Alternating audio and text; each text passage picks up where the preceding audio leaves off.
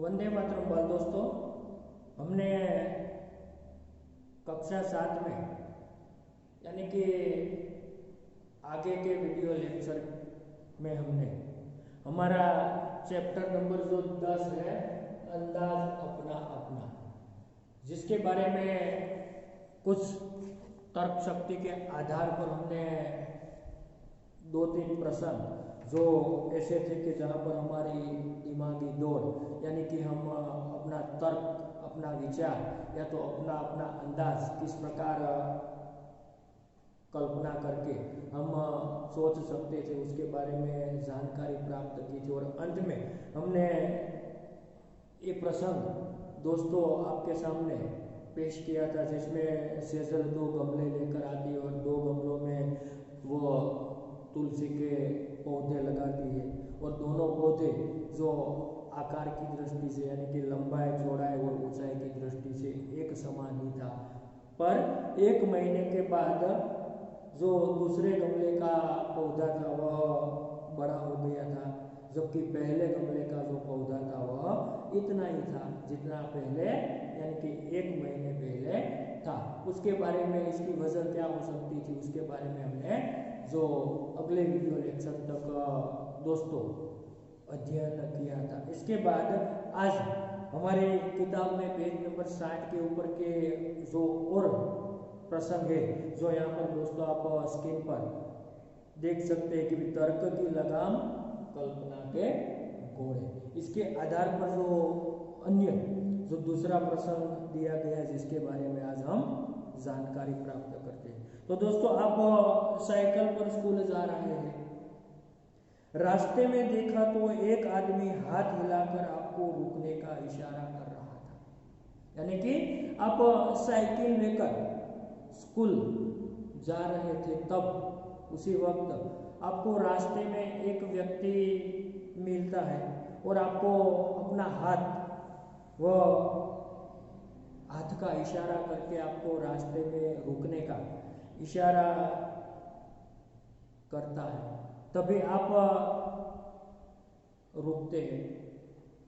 उसने कहा कि बगल वाले गांव में मेरा जाना जरूरी है। यानी कि जो रास्ते में आपको मिला जो राहगीर था उसने आपसे कहा, आपको वहां पर रुकवा कर कहा कि भाई मुझे पास के बगल वाले यानी कि जो नजदीक वाले गांव में मुझे जाना है।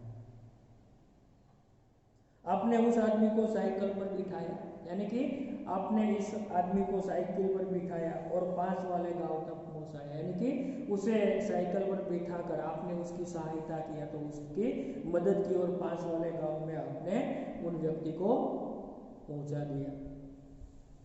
वहां जाकर आपको पता चला कि वहां एक जादूगर का कार्यक्रम होने वाला था। यानी कि उस गांव में, बगल वाले गांव में पहुंचकर आपको ऐसा ज्ञात हुआ या तो आपको ऐसा पता चला कि भाई वहां जादू का कार्यक्रम है, यानी कि वहां पर जादूगर का कार्यक्रम होने वाला है और वह आदमी आपका सहायक है। और जो वह आदमी था जिसे आप साइकिल पर बिठा कर लाए वह उसी जादूगर का सहायक था। उस आदमी ने आपको जादू के खेल देखने के लिए अनुरोध किया, यानी कि उस आदमी ने जिसको आपने उस गांव में पहुंचाया उसने आपको जादू का खेल देखने के लिए अनुरोध किया, विनती किया, तो आग्रह किया, पर पाठशाला पहुंचने में देरी हो जाएगी वह सोचकर आपने मना कर दिया। यानी कि पाठशाला जाने के लिए यानी कि स्कूल में जाने के लिए आपको देरी हो जाएगी, इसलिए ऐसा जानकर आपने उसे जादू के कार्यक्रम में शामिल होने से उनको मना कर दिया।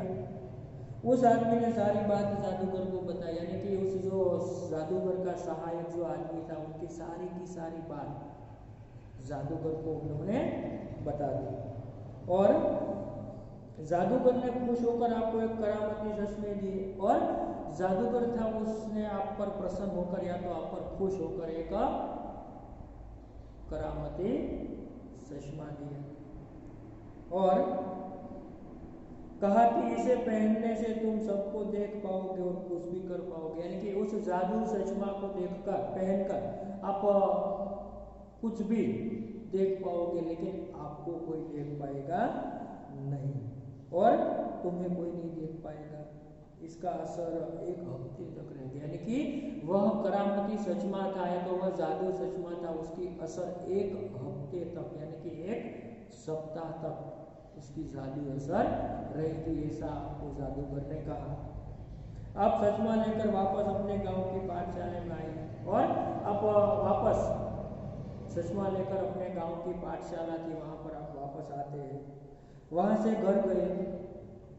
दूसरे रोज नहा धोकर आईने में के सामने आपने चश्मे पहले, यानी कि अपने दूसरे दिन रोज सवार आपकी दिनचर्या करके एकदम नहा धोकर आपने वह चश्मा पहनकर आपने अपने घर के आईने में के सामने आपने चश्मा पहना। आईने में जब देखा तो सचमुच आप गायब हो चुके थे, और आईने में आपने देखा तो सचमुच आप गायब हो चुके थे। जो करामती चश्मा था या तो जादू चश्मा था। तो अब आप हमें बताइए कि आप कहाँ कहाँ जाएंगे और कहाँ क्या क्या करेंगे। अब आप बताइए दोस्तों कि आप इसी प्रकार का जादू चश्मा पहनकर आप कहाँ कहाँ जाएंगे और साथ ही क्या क्या करेंगे, इसके बारे में आपको सोचना है। तो बस दोस्तों आप इस विषय के बारे में आपको अगर इसी प्रकार से कोई जादू चीज़ मिल जाए, चश्मा या तो इसके अलावा कोई अन्य चीज़ मिल जाए, तो आप इसका किस प्रकार उपयोग करेंगे, इसके बारे में आपको अपने अपने तर्क की लगाम या तो अपनी अपनी कल्पना चलानी है।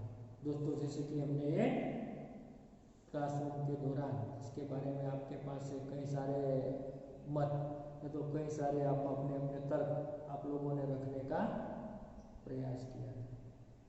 तो इसी प्रकार का अन्य जो प्रसंग है जिसमें पूरे दिन की पढ़ाई और खेलकूद के बाद रात को आपकी आंख खुल गई, और एक प्रसंग है जिसमें यहाँ पर बताया गया कि भाई आप पूरे दिन भर के लिए पढ़ाई करते हैं तो पढ़ते हैं और खेलकूद के बाद रात को आपकी नींद खुल गई, यानी कि आप जाग गए। नींद में आपने एक सपना देखा, यानी कि नींद में आपने एक सपना देखा, आप घूमते घूमते बहुत दूर निकल गए और आप सपने में यानी कि ख्वाब में घूमते घूमते रात में आप बहुत दूर निकल गए। आपकी ये कल्पना है, आप नदी पहाड़ों में अद्भुत सौंदर्य में लीन हो गए, यानी कि सपने में आप घूमते घूमते नदी पहाड़ सरोवर या कि उसके जो प्राकृतिक सौंदर्य थे उसमें आप तल्लीन हो गए, उसमें आप लीन हो गए, आपको पता भी न चला और आप चलते चलते जंगल में पहुंच गए, यानी कि आपको नींद में सपने में पता भी न चला और आप चलते चलते दूर दूर तक जंगल में भी पहुंच गए या तो पहुंच जाते हैं। एकाएक आपके सामने एक शेर आ गए, इतने में एकाएक अचानक आपके सामने एक शेर आ गया। शेर को देखकर आपको होश आया, यानी कि शेर को देखकर आपको होश आया और आप घबरा गए। आपको होश आया तब आपके शेर को डर लगा, भय के कारण आप घबरा गए या तो घबरा गए और मारे डर के आंखें बंद कर दी, यानी कि डर के मारे आपने अपनी आंखें बंद कर दी। आपने ईश्वर को याद किया और कहा, इसी वक्त संकट के समय आपने भगवान को याद किया, तो ईश्वर को याद किया, उसका स्मरण करके आपने कहा काश मेरे पास पंछी की तरह पंख होते। तो क्या कहते, कदाश शायद काश मेरे पास पंछी की तरह पंख होते तो तभी चमत्कार हुआ और आपके हाथ की जगह पंख आ गई। तब उसी वक्त कोई चमत्कार हुआ और आपके जो हाथ थे हाथ की जगह पर आपको पंख मिल गए, या तो आपको पंख लग गए, आप उड़कर वापस आए और वहां से पंख आपको मिल गई, इसलिए वहां से उड़कर आप वापस फिर अपने घर पर आए तो आप बड़े खुश थे, जान भी बची और पंख भी मिल गए। आपको खुशी थी, आनंद था, क्योंकि आपकी जंगल में शेर मिला था, वहां से आपकी जान भी मिल गए बच गए और साथ ही आपको चमत्कार के रूप में पंख भी मिल गए, इसलिए उसके कारण आप अतिशय प्रसन्न थे या तो खुश थे। सपना टूटा, इसी वक्त दोस्तों आपका सपना टूट गया। ये सब किसमें हो रहा था, ख्वाब में हो रहा था या तो सपने में हो रहा था। सपना टूटा, आपने नींद से आंखें खोली और आपने नींद से आंखें खोली, आपने पाया कि आपको हकीकत में हाथों की जगह पंख मिल गई और आपने ये देखा, सपना भी टूट गया लेकिन आपने ये पाया, ये देखा कि हकीकत में तो वास्तविकता में आपको पंख मिल गई है। तो दोस्तों, मेरे परिंदे दोस्तों या तो मित्रों, अब बताइए कि आप कहाँ कहाँ जाएंगे और क्या क्या देखेंगे। आपको अगर हकीकत में पंख मिल गई है तो आप इन पंख के सहारे कहाँ कहाँ जाएंगे, कहाँ कहाँ घूमेंगे, कहाँ कहाँ फिरेंगे, क्या क्या करेंगे। आप यहाँ पर अपनी कल्पना के घोड़े या तो लगाम लगाकर आप सोच समझ कर आप अपने अपने हिसाब से उसके बारे में आप अपने विचार व्यक्त कर सकते हैं। आप अवकाश में जा सकते हैं, आप किसी प्राकृतिक की कुदरती सौंदर्य के कोई स्थल में जा सकते हैं, कहीं पर भी आप जा सकते हैं क्योंकि आपके पास पंख है। आपको वहीं पर जो अच्छा स्थान नजर आए वहां पर जाकर आप पंख के सहारे उठकर आप जा सकते हैं। इसी प्रकार आप अपने अपने हिसाब के इसके बारे में आपको अपना खुद का अंदाज या तो तर्क आपको लगाना है। उसके बाद का जो आगे का जो तर्क है जिसमें इस बार आपकी मजेदार और अनोखी कसौटी होने वाली है, आपकी सुंदर या तो मजेदार कसौटी होने वाली है। एक बड़ा जहाज आपको निर्जन द्वीप पर ले जाने वाला है, यानी कि आपको एक बड़ा जहाज एक निर्जन द्वीप पर, यानी कि जहाँ कोई व्यक्ति या तो सुनसान प्रदेश है जहाँ पर कोई जल नहीं है, निर्जन यानी कि वहाँ कोई जो आदमी या तो कोई लोग नहीं होता, ऐसा एक निर्जन या तो सुनसान प्रदेश या सुनसान स्थान के जहाँ पर आप जाने वाला है। वहाँ केवल मिट्टी, कंकड़, पत्थर, पहाड़ और समुद्री पानी ही है, उसके सिवा वहीं पर कुछ नहीं है। मेरे बुद्धिमान दोस्त, वहाँ एक हफ्ते तक सुख चैन से रहने के लिए आप अपने साथ क्या क्या ले जाएंगे, सूची बनाए, यादी बनाए। क्या आपको ऐसे निर्जन स्थान पर एक जहाज में बैठकर जाना है जो निर्जन प्रदेश है, वहाँ है तो केवल यही चीज है जो कुछ मिट्टी है, कंकड़ है, पत्थर है, पहाड़ है या तो समुद्री का जल है तो पानी है, इसके सिवा वहाँ और कुछ भी नहीं है। और आपको वहाँ पर एक हफ्ते के लिए सुख चैन से रहना है। तो इसी सुख चैन से रहने के लिए आप अपने साथ क्या क्या ले जाएंगे उसके बारे में आपको सूची बनाना है। तो दोस्तों, आपको एक हफ्ते रहने के लिए इस निर्जन प्रदेश में जाने का अवकाश मिलता है, तो उसके लिए आप अपने जीवन की जो आवश्यक चीज वस्तु, जहाँ पर एक हफ्ता के लिए, एक सप्ताह के लिए आपको आवश्यकता पड़े, इतनी चीज वस्तु की सूची बनाकर आपको अपने मत से, अपने अंदाज से, तो अपने तर्क से सोचकर बनानी है। उसके बाद दोस्तों आगे बढ़े तो हम मैं क्यों मानूं, कुछ विज्ञापन में प्रकाशित खास विधानों को और से पढ़िए और उस पर वाद विवाद कीजिए। यानी कि आप टीवी पर, टेलीविजन पर कुछ ऐसे विज्ञापन देखते हैं जिसमें खास तौर पर उसके बारे में वाद विवाद या तो बहस होती है, उसके बारे में आप बहस कीजिए। दोस्तों, आप देखिए अब नए पैक में कोई वस्तु या तो कोई नई प्रोडक्ट आती है, उसके बारे में विज्ञापन होता है टीवी में कि भाई आप नए पैक में शौक बड़ी चीज है, पहले इस्तेमाल करें फिर विश्वास करें। यहाँ पेट्रोल ही नहीं, विश्वास भी मिलता है। और हम सिर्फ गहने ही नहीं बनाते, रिश्ते भी बनाते हैं, पकाते हैं, रसोई परोसते हैं, प्यार। इसी प्रकार के विज्ञापन में कई विधान आते हैं दोस्तों, जो आपकी किताब में है और यहाँ पर आप दोस्तों देख सकते हैं। उसके बारे में आपको अपना अपना वाद विवाद, अपना विचार जो व्यक्त करना है।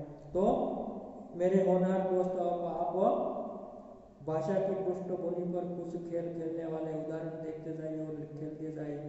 शब्द सीढ़ियाँ पूर्ण कीजिए, यानी कि आपको जो शब्द सीढ़ियाँ दी गई है भारत, तो जो अंतिम शब्द अंताक्षरी की तरह आपको लिखने का मौका मिलता है, भारत, तमाशा, शालीन, नसीब, बहादुर, तो र ऊपर से आपको शब्द, यानी कि एक एक शब्दों को आपको जोड़कर उनको आगे आगे बढ़ाकर आपको लिखना है। उसके बाद दूसरा दृष्टांत है स्वतंत्रता, ताज़ा, जामुन, नमक, इसी प्रकार क के आधार पर आपको शब्द बनाकर उसके आधार पर नए शब्द की सूची बनानी है। और उसके बाद दोस्तों दिए गए वर्णों का उपयोग करके शब्द बनाइए जो म, र, क, न, य यानी कि ये सब प्रवृत्ति लक्षी जो यहाँ पर दिए गए शब्दार्थ है उसके बारे में आपको जानकारी जो हमने पहले दिए उसके आधार पर आपको लिखना है। तो यहाँ पर दोस्तों इस जो अंदाज अपना अपना इसी पाठ को हम यहाँ पर आपके सामने पूर्ण करते हैं और साथ ही यहाँ पर कुछ जो व्याकरण के यानी कि ग्रामर के जो पेज नंबर 62 के ऊपर 62 के ऊपर लिखे गए कुछ बातें वो हम नेक्स्ट वीडियो लेक्चर तक पढ़े पर उसके बाद यहाँ पर इस वीडियो के अंत में आपको एक इसी जो अंदाज अपना अपना पाठ के अंतर्गत एक जो चित्र सहित जो एक अच्छा वीडियो यानी कि आप चित्र के साथ उसे अच्छी तरह पढ़कर आपको विस्तार से उसे समझ सके इसके लिए आपको इस वीडियो के साथ एक अन्य वीडियो भी इसके साथ जोड़ता है जिसका भी आप पूरी तरह से उसे अंत तक देखकर उसमें से आप इस पाठ को अच्छी तरह का समझने का आप प्रयास करेंगे। इसलिए इस वीडियो को आप अंत तक देखते रहे। Thank you.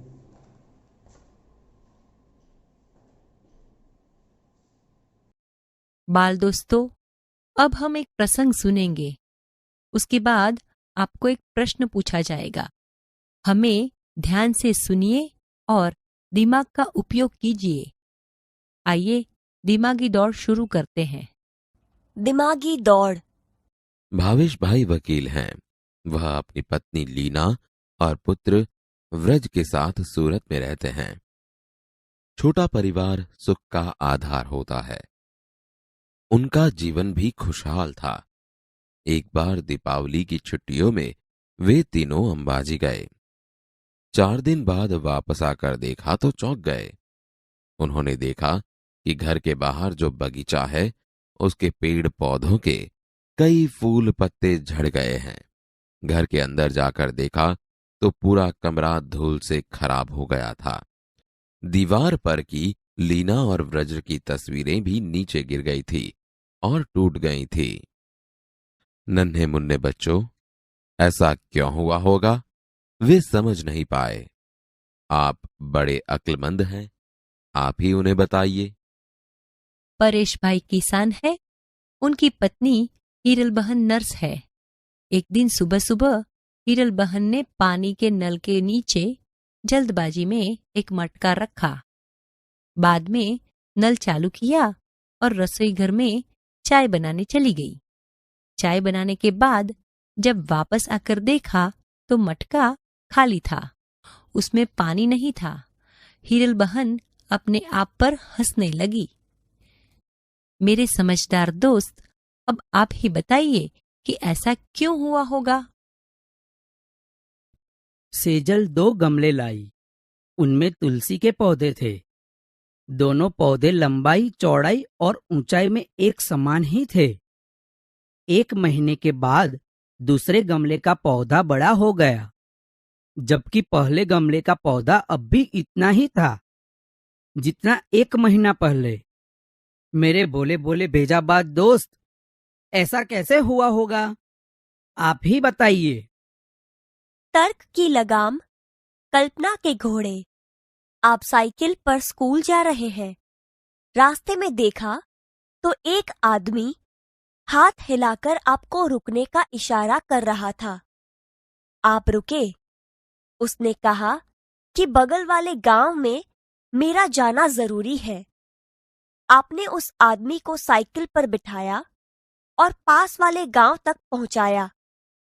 वहां जाकर आपको पता चला कि वहां एक जादूगर का कार्यक्रम होने वाला है और वह आदमी उसका सहायक है। उस आदमी ने आपको जादू के खेल देखने का अनुरोध किया, पर पाठशाला पहुंचने में देरी हो जाएगी, यह सोचकर आपने मना कर दिया। उस आदमी ने सारी बात जादूगर को बताई। जादूगर ने खुश होकर आपको एक करामाती चश्मे दिए और कहा कि इसे पहनने से तुम सबको देख पाओगे और कुछ भी कर पाओगे। तुम्हें कोई देख नहीं पाएगा। इसका असर 1 हफ्ते तक रहेगा। आप चश्मा लेकर वापस अपने गांव की पाठशाला में आए, वहां से घर गए। दूसरे रोज नहा धोकर आईने के सामने आपने चश्मे पहने। आईने में देखा तो सचमुच आप गायब हो चुके थे। अब आप हमें बताइए कि आप कहां-कहां जाएंगे और क्या-क्या करेंगे। पूरे दिन की पढ़ाई और खेल कूद के बाद रात को आपकी आंख लग गई। नींद में आपने एक सपना देखा। आप घूमते घूमते बहुत दूर निकल गए। आप नदी पहाड़ों के अद्भुत सौंदर्य में लीन हो गए। आपको पता भी ना चला और आप चलते चलते जंगल में पहुंच गए। यकायक आपके सामने एक शेर आ गया। शेर को देखकर आपको होश आया। आप घबरा गए, मारे डर के आंखें बंद कर दी। आपने ईश्वर को याद किया और कहा, काश मेरे पास पंछी की तरह पंख होते तो तभी चमत्कार हुआ और आपके हाथ की जगह पंख उग आए। आप उड़कर वापस घर आए। आप बड़े खुश थे। जान भी बची और पंख भी मिल गए। सपना टूटा। आपने नींद से आंखें खोली। आपने पाया कि आपको हकीकत में हाथों की जगह पंख मिल गए हैं। मेरे परिंदे दोस्त, अब बताइए कि आप कहां कहां जाएंगे और क्या क्या देखेंगे। इस बार आपकी मजेदार और अनोखी कसौटी होने वाली है। एक बड़ा जहाज आपको निर्जन द्वीप पर ले जाने वाला है। वहां केवल मिट्टी, कंकड़ पत्थर, पहाड़ और समुद्री पानी ही है। मेरे बुद्धिमान दोस्त, वहां 1 हफ्ते तक सुख चैन से रहने के लिए आप अपने साथ क्या क्या ले जाएंगे? सूची बनाइए।